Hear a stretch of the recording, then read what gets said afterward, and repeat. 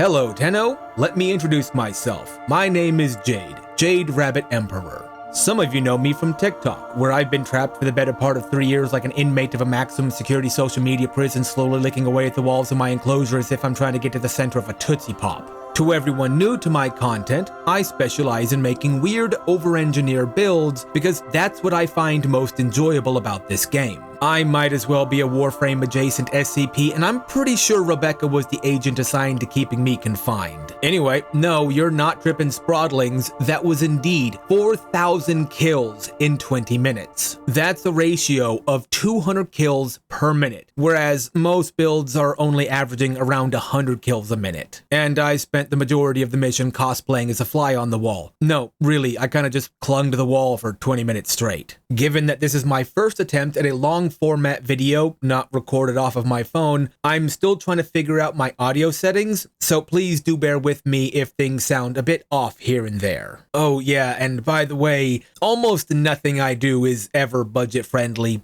Sorry, baby Tenno. For Oraxia, we're going to go with a rank 2 combat discipline as our aura mod. The self-damage from combat discipline will allow us to trigger Arcane Avenger for a small chance at a flat 45% crit chance on top of the base crit chance to our weapons and some abilities. For example, a weapon with a 45% crit chance, while Arcane Avenger is active, now has a 90% crit chance. The darts from the initial cast of Widow's Brood happen to be coded as weapon damage, but have a 0% crit chance and a 1x crit multiplier. Arcane Avenger now gives Widow's Brood the ability to crit. Scuttlers, however, are not able to crit. Our subsum of choice is Evade, placed over our second ability, Webbed Embrace. This is due to some enemies actively avoiding the webs while you are invisible. Evade will give us invisibility as long as we keep getting weak point kills. Those same kills will also heal us. Because we now have invisibility, we'll run Arcane Crepuscular for an extra 30% ability strength and a 3x crit damage multiplier on top of the base crit damage multiplier to our weapons and abilities that can crit. This means Widow's Brood now has a 45% crit chance and a 4x crit multiplier. The healing from Evade then allows us to run Archon Intensify. Every time Evade heals us, we'll gain an extra 30% ability strength on top of the base 30% the mod already provides. We'll combine that with Blind Rage, bringing our total potential power strength to 289%, and efficiency has dropped to 45%. Because all of Oraxia's base abilities deal toxin damage, we'll run Archon Continuity to add 1 corrosive proc each time an ability deals a toxin proc. Combined with Narrow-Minded and Augur Message, this brings our total duration up to 278%, though range has dropped to 34%. For our energy economy,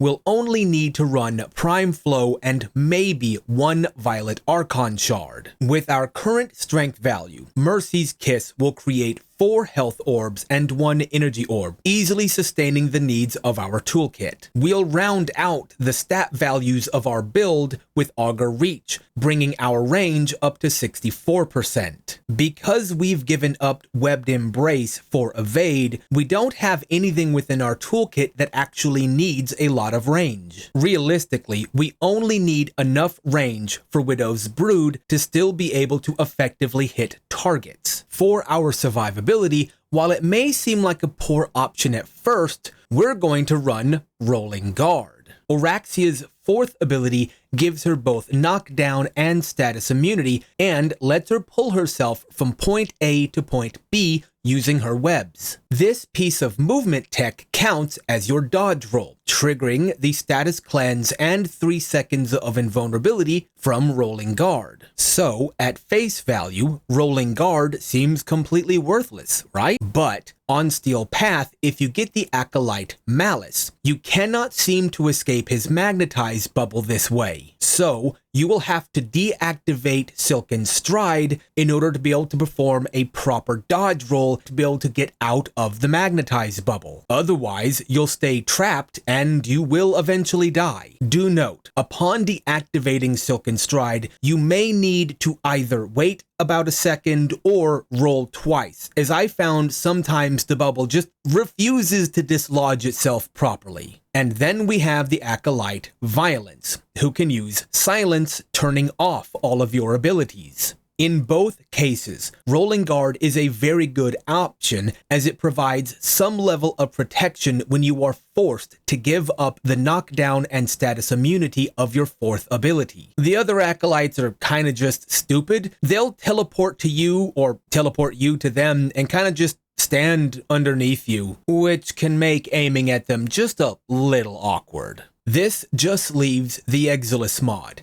Vigilante Pursuit. Hold on. Wait a minute, don't crucify me in the comments just yet. Hear me out. Because Silken Stride gives us both knockdown and status immunity, we don't need Prime Sure-Footed, outside of when Violence or Malice comes to pay us a visit. But because we have Rolling Guard for when that happens, if you're strategic with your positioning, you should be able to quickly deal with them, no problem. When I explain our companions setup, Vigilante Pursuit will start to make a whole lot more sense. For now, I just ask that you stick with me and let me cook. But first, our primary weapon options, and I have 3 recommendations for you. For the Infested and Tech Rot, Mutalist Cernos is an amazing option and is what I used to get the 4K kills in 20 minutes. This weapon creates clouds of toxin damage that deal 1 tick of damage every second for 10 seconds. Whatever you mod on the weapon will also be applied each time these clouds do their tick of damage. For the Grenier, Corpus, and Skuldra, I like the Vidaria Prime. Every shot has a chance to call down a lightning strike. These bolts of electric damage also carry over whatever is modded on the weapon, just like the Mutalist Cernos. Additionally, if you hit a headshot, the bolt will prioritize hitting headshots as well, making it great for extending the duration of evade. For the Murmur, well, their weak points kinda suck, so they were the hardest to face and maintain the invisibility with. Just gonna have to experiment to find what works for you. Then we have the Dread Incarnon with its Unseen Dread Augment. If in the event we need an oh shit button because evade has ran out, this is it. No matter what weapon you pick, you are modding for, and this is going to be a little weird, gas and electric. The reason is that both of these damage types have a weak point modifier, allowing them to get weak point kills on enemies that have been grouped up, meaning they can help maintain the duration of evade, with the Arcane being primary deadhead, as it will capitalize on the AoE effect of gas and electric procs when they get a weak point kill. You can also use the mod Primary Acuity if you so desire, but it seems rather inconsistent to me and prevents us from using anything that would increase our multi-shot. You are still going to be aiming for headshots as much as possible to help maintain the duration of evade, but with our companion, that is going to be made so much easier. In fact, if our companion does their job properly, we might not need to aim much at all.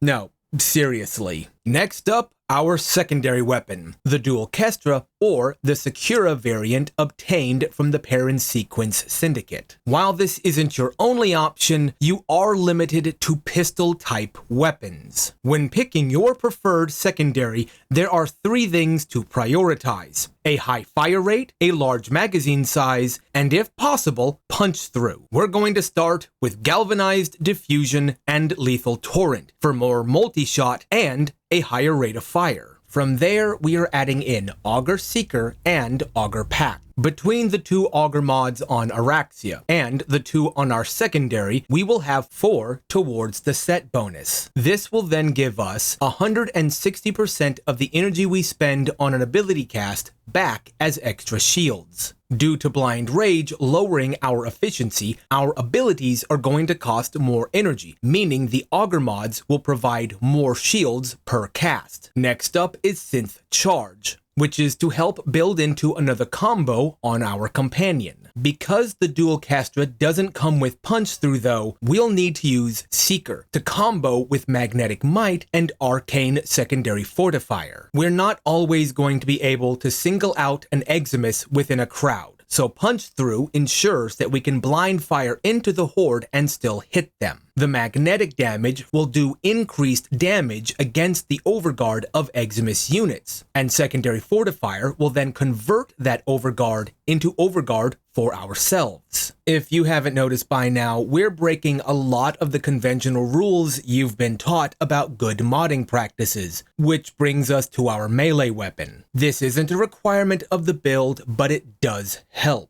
We're going to be in Silken Stride 95% of the time, sure, and that prevents us from using our melee weapon, unless Malice or Violence shows up. But we do potentially care about at least one mod being on our melee weapon, Proton Snap. Ignore its main effect, we don't care about that. It's the set bonus we are after, which will give us a damage reduction while we are wall latched, which we can do forever because of Silken Stride. Okay, let me explain the method behind the madness. Even though we're going to be invisible, immune to knockdown and status effects, have healing from evade, and potentially even overguard because of Secondary Fortifier, we will still occasionally take damage from an AoE effect or an enemy randomly firing in our direction. Proton Snap alongside Proton Jet on our companion's weapon will give us a 33% damage reduction while we are wall latched. Okay, considering I have hinted at multiple combos reliant upon our companion,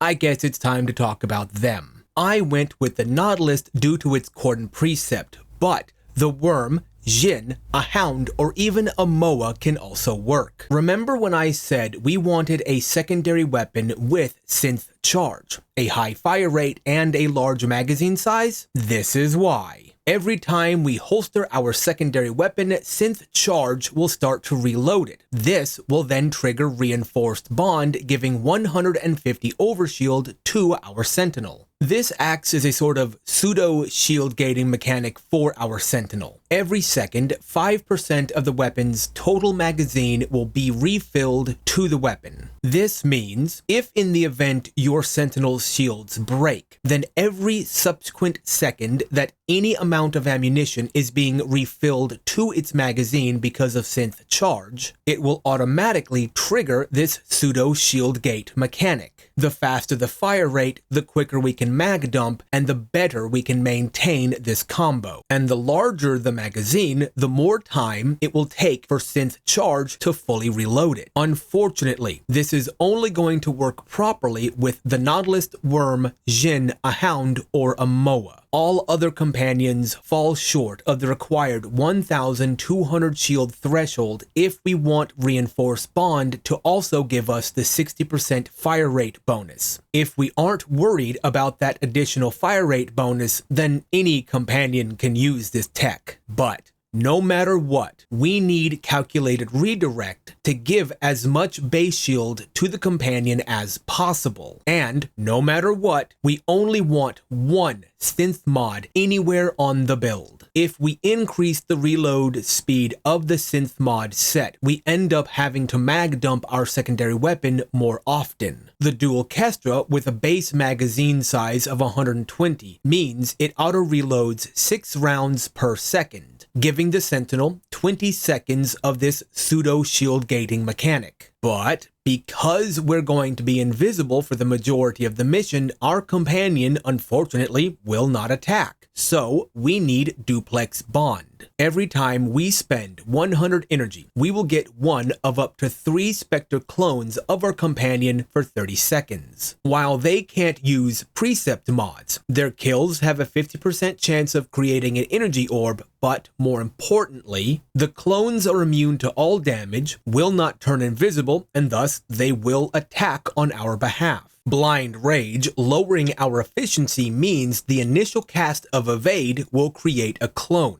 Silken Stride, as a channeled ability, will create a clone every 36 seconds. You get the idea by now, right? Momentous Bond will give a random element to our Sentinel's weapon for 30 seconds every time we kill an Eximus unit. Manifold Bond takes whatever damage types are on our Sentinel's weapons and then applies them through our Precept mods. But Cordon doesn't deal any damage, and Assault mod will not trigger while we are invisible, so we need Coolant Leak. Cordon will yoink enemies from up to 30 meters away, no line of sight check, to within 5 meters of you, which is 5 meters more than Coolant Leak needed to trigger. Manifold Bond and Momentous Bond both help reduce companions' recovery time, so let's also add in Primed Regen. Manifold Bond will also allow Cordon and Coolant Leak to trigger a lot more often, with Vacuum and Guardian to then round out the build. And finally, to round out the build, our Sentinel's weapon of choice, the Tazakor. We are going to go with Rhyme Rounds and Malignant Force for viral damage. If you have used Proton Snap for your melee, you'll want Proton Jet here. Otherwise, use Galvanized Aptitude. With Vigilante Pursuit already being on Oraxia, we'll run Vigilante Offense, Armament, and Fervor to bring the set bonus up to 20%. This now gives any yellow crit a 20% chance of becoming an orange crit, or an orange crit into a red crit. Prime Shred to combo into Vigilante Fervor and Offense, giving us a fire rate of 24 and a punch through of 3.7. And finally, Galvanized Chamber to combo into Vigilante Armament for a 2.4 base multi-shot.